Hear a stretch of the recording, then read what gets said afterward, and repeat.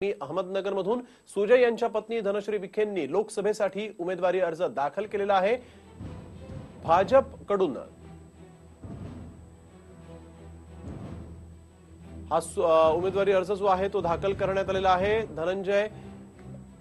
धनश्री सुजय विखे यांनी हा उमेदवारी अर्ज दाखल केला आहे। कुठलाही गाजावाजा न करता उमेदवारी अर्ज भरलेला आहे। यावेळी ही मोठी बातमी आपण बघतोय। अहमदनगरमध्ये सुजय विखे पाटील यांच्या पत्नीने उमेदवारी अर्ज दाखल केलाय। कुठलाही गाजावाजा न करता हा उमेदवारी अर्ज दाखल करण्यात आलेला आहे। अहमदनगरमधून धनश्री विखेंनी उमेदवारी अर्ज दाखल केलेला आहे। कुणाल जायकर आमचे प्रतिनिधी यावेळेस आपल्याबरोबर फोन लाईन वरून जोडले गेलेले आहेत। कुणाल, आता धनश्री विखे जे आहेत त्यांनी देखील हा अर्ज दाखल केलाय, नेमकी काय माहिती आहे? स्नेहल, नक्कीच आज खरं तर अहमदनगर दक्षिणचा अर्ज भरण्याचा तो शेवटचा दिवस होता आणि शेवटच्या दिवशी 3 वाजेपर्यंत ही मुदत होती आणि त्याच्या आधी 10 ते 15 मिनिटं आधी अचानकपणे धनश्री विखे ज्या आहेत त्या या ठिकाणी जिल्हाधिकारी कार्यालयात दाखल झाल्या आणि त्यांनी आपला उमेदवारी जो अर्ज आहे तो दाखल केलेला आहे।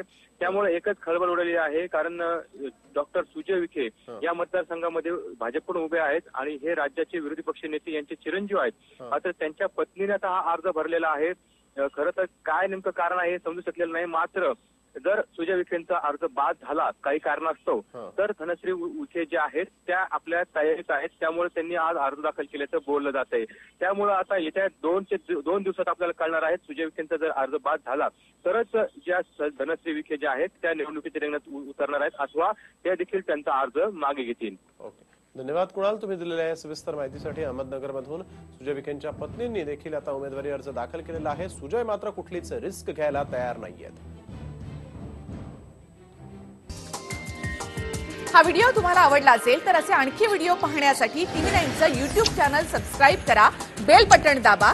ताज्या घडामोडींसाठी लॉग ऑन करा tv9marathi.com।